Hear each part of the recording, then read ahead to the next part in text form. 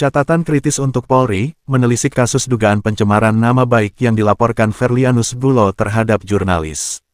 Jakarta, kasus dugaan pencemaran nama baik yang dilaporkan oleh Wasekjen Organisasi Masyarakat Nias Ormas Onur, Ferlianus Bulo, terhadap pemimpin redaksi jurnal Polisi.id, Leo Amaron, kembali menyoroti bagaimana institusi kepolisian menangani perkara yang melibatkan kebebasan pers.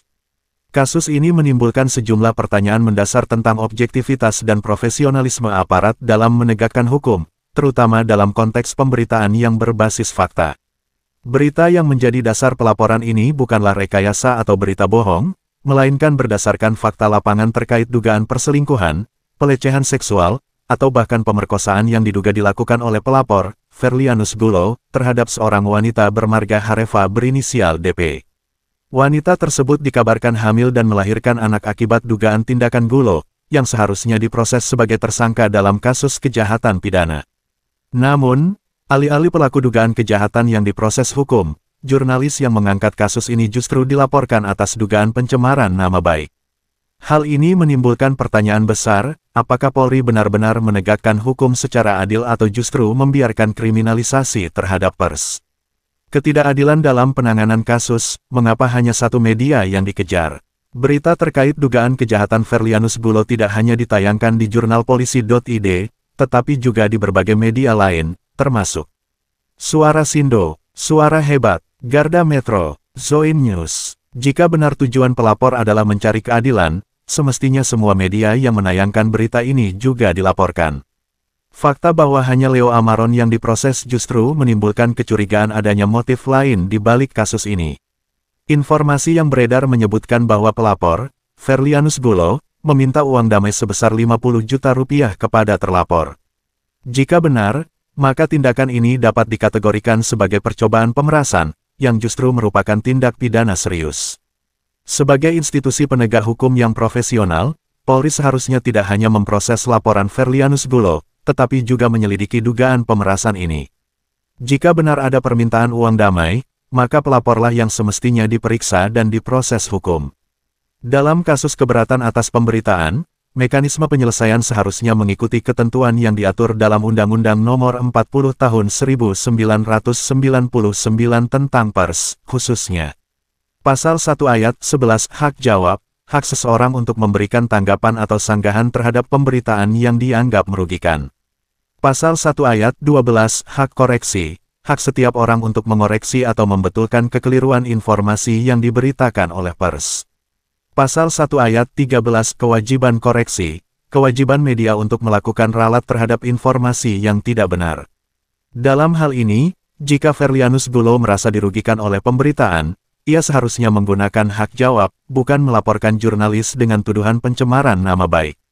Menariknya, berita yang dimuat di jurnal Polisi.id telah dihapus atas permintaan Ferlianus Bulo dalam mediasi yang dilakukan di depan penyidik Polda Riau. Namun, meskipun berita sudah tidak ada, pelapor tetap bersikeras mengejar proses hukum terhadap Leo Amaron. Hal ini menimbulkan pertanyaan besar, siapa sebenarnya yang memiliki kepentingan dalam kasus ini? Apakah murni keinginan pelapor, atau ada oknum tertentu di kepolisian yang bermain dalam kasus ini? Kasus ini mencerminkan bagaimana penyalahgunaan kewenangan dapat terjadi dalam sistem hukum kita. Jika penyidik di Polda Riau terbukti bertindak di luar kewenangan dengan tujuan tertentu, maka mereka harus diperiksa dan diproses sesuai hukum yang berlaku. Terkait dengan indikasi penyalahgunaan kewenangan tersebut, Ketua Umum Persatuan Pewarta Warga Indonesia PPWI, Wilson Lalengke, SPD, MSc, MA, mendesak Wasidik Polri untuk turun tangan dalam kasus ini dan memastikan bahwa tidak ada penyalahgunaan wewenang dalam penanganannya. Jika ada indikasi keberpihakan atau motif tertentu dari aparat dalam mengusut kasus ini, maka oknum yang terlibat harus diberikan sanksi tegas. Kasus ini bukan hanya tentang Leo Amaron, tetapi juga tentang kebebasan pers di Indonesia. Jika seorang jurnalis bisa diproses hukum hanya karena memberitakan fakta, maka ini menjadi ancaman serius bagi kebebasan pers dan hak masyarakat untuk mendapatkan informasi. Institusi kepolisian harus membuktikan bahwa mereka bekerja secara profesional dan tidak terlibat dalam permainan hukum yang merugikan jurnalis. Jika Polri ingin menjaga kepercayaan publik, maka mereka harus membuktikan bahwa hukum benar-benar ditegakkan dengan adil, bukan berdasarkan kepentingan pihak tertentu. Wilson Lalengke, yang merupakan alumni program pendidikan reguler Angkatan PPRA ke-48 Lemhanas RI tahun 2012, melakukan percakapan telepon dengan penyidik Polda Riau, Brigpol Yuda, pada Rabu malam, tanggal 19 Februari tahun 2025. Percakapan ini membahas permasalahan hukum yang menimpa seorang jurnalis bernama Leo, yang diduga mendapat tekanan hukum akibat pemberitaannya. Dalam percakapan tersebut, Wilson mengungkapkan keprihatinannya terhadap kasus ini. Ia menginginkan ada penyelesaian yang lebih adil dan tidak berlarut-larut. Wilson membuka percakapan dengan menawarkan pertemuan untuk berdiskusi lebih lanjut. Ia menegaskan bahwa tujuannya adalah membantu mengkomunikasikan masalah yang dihadapi oleh kawan-kawan jurnalis, termasuk Leo. Wilson memahami bahwa aparat kepolisian juga berada dalam tekanan dari pihak pelapor dan masyarakat yang menuntut penyelesaian kasus ini. Oleh karena itu, ia berharap agar kasus ini dapat diselesaikan secara kekeluargaan tanpa harus berlarut-larut. Saya sangat berharap ini bisa diselesaikan dengan baik, secara kekeluargaan, dan tidak berlarut-larut seperti sekarang. Ini juga menjadi beban bagi teman-teman penyidik, kata Wilson. Pernyataan ini mendapat tanggapan dari Brigpol Yuda yang setuju bahwa penyelesaian damai adalah pilihan yang lebih baik. Ya, Pak, betul juga ini, Pak, jawab Yuda singkat.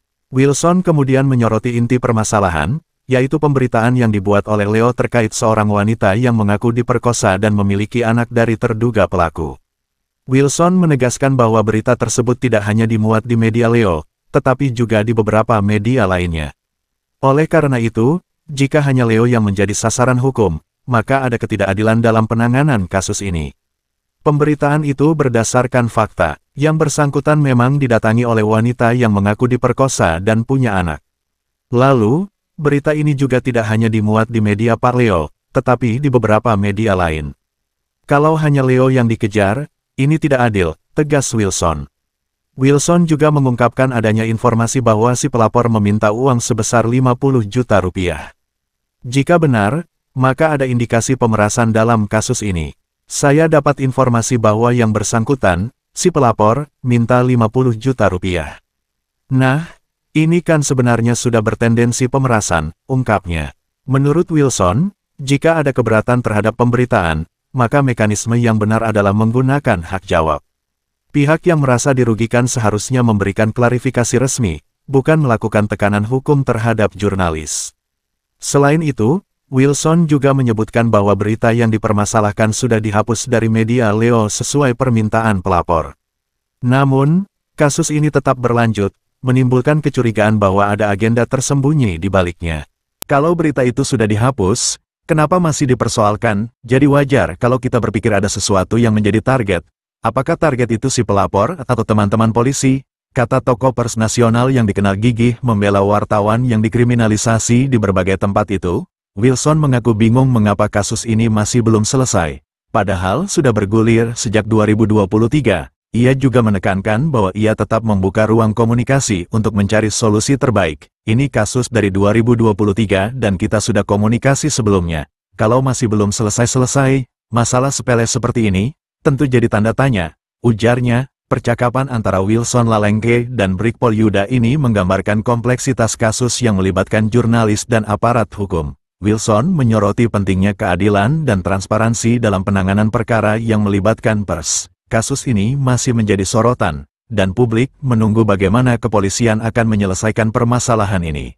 Apakah keadilan akan ditegakkan secara objektif, atau ada kepentingan lain yang bermain di balik layar?